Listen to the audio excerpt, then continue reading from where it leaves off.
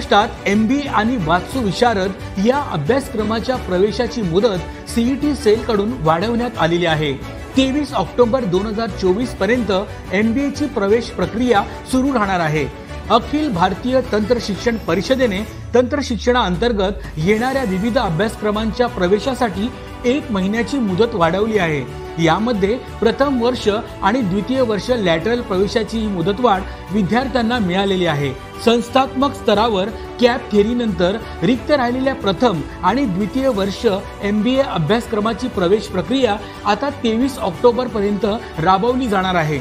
महायुती सरकारमुळे विद्यार्थ्यांना हा मोठा दिलासा मिळालेला आहे।